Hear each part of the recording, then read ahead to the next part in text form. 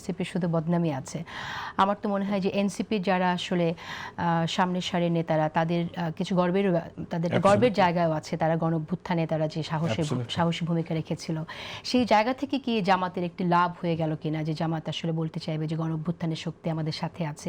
এবং পাশাপাশি যে কথাটি আসলে মাসুদ কামাল এখানে উল্লেখ করলেন যে ৭১-এর প্রসঙ্গ যদি আমরা আনি, সেই জায়গা থেকে আপনার কর্নেল অলি তাদের সাথে আছেন।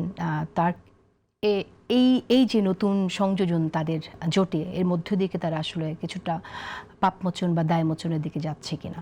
না, মানে আমি ৭১ সালের কথাটা একটু বাদ রাখি। আমি প্রথমে আপনার যে প্রশ্নটা, যে মানে ভোটারদের কাছে অন্তত সেরকম প্রতিমান হবে কিনা, মূলত তো এটা আসলে সম্ভব না। দায় তো আসলে ইতিহাস থেকে সেই দায় যাবে না। কিন্তু আপনার মানে জামায়াতে ইসলামীর যে জোটটা আমি যেভাবে দেখি, এই জোটটা আসলে একটা ইম্পসিবল জোট।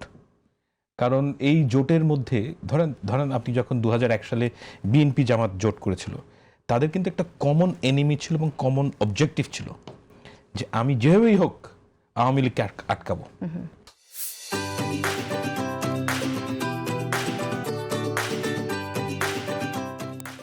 এখন এনসিপি কিংবা জামাত দুটো কিন্তু অ্যান্টি বিএনপি পলিটিক্যাল পার্টি না, মানে তাদের কিন্তু আইডিওলজিক্যাল। আমরা তো দেখছি দুটো পার্টি বিএনপির বিরুদ্ধেই তাদের বক্তব্য। ওটা হচ্ছে কি, যারা অনলাইন কর্মী, এই জিনিসটা কিন্তু মাথায় রাখতে হবে যে আপনার ভোটার আর অনলাইন কর্মী দুটো কিন্তু এক জিনিস না। আপনি যদি একজন অ্যাভারেজ জামাতের ভোটারকে গিয়ে জিজ্ঞেস করেন, কর্মী না, যে সে কিন্তু ওই বিএনপিকে ওই লেভেলে ঘৃণা করে না। যার একটা বড় প্রমাণ হচ্ছে শফিক সাহেব নিজে গিয়ে তারেক সাহেবের সাথে গিয়ে দেখা করেছেন। যদি ওই ঘৃণার সম্পর্কটা থাকতে হতো না। সেম গোজ উইথ এনসিপির সাথে। এবং এটা কিন্তু আমি ভালো জিনিসই মনে করি যে বাংলাদেশে আওয়ামী লীগের আমলে যে সমস্যাটা ছিল, যে কোনো সামাজিক কোনো ধরনের সম্পর্কই ছিল না, ওখান থেকে যে আমরা একটু উপরে উঠতে পেরেছি, এটা বেটার আমার দৃষ্টিতে। কিন্তু কথা হচ্ছে যে আপনার মধ্যে যদি ওই ইনডক্ট্রিনেশনটা না থাকে যে আমাদের সবার কমন এনিমি বিএনপি, তাহলে আপনাকে ভোটটা দিবে কে? কারণ এনসিপি তো ধরেন ৩০টা সিটে কম্পিট করছে, ২৭০টা সিটে তো এনসিপি নাই। তো ওই ২৭০টা সিটে তো মানে এনসিপির ভোটার আছে। তো তারা কি জামাতকে ভোট দিবে?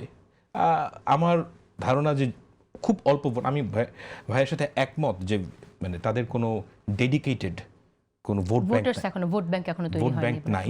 এটা তৈরি হবে কারণ তারা একটা নতুন পলিটিক্যাল প্ল্যাটফর্ম, তাদের জার্নি অনেক সামনে পড়ে আছে।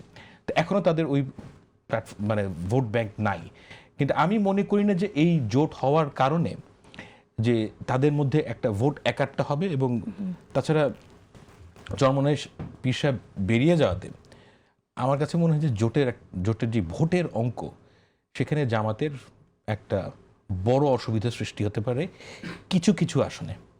তো আমি মনে করি না যে এই জোট, একটা জিনিস মনে করি যে এনসিপির জন্য এটা খুব ক্ষতিকর হয়েছে। এনসিপির যে ব্র্যান্ডিং, সেই ব্র্যান্ডিং এর জন্য এই জোটে যাওয়াটা তাদের ক্ষতিকর হয়েছে।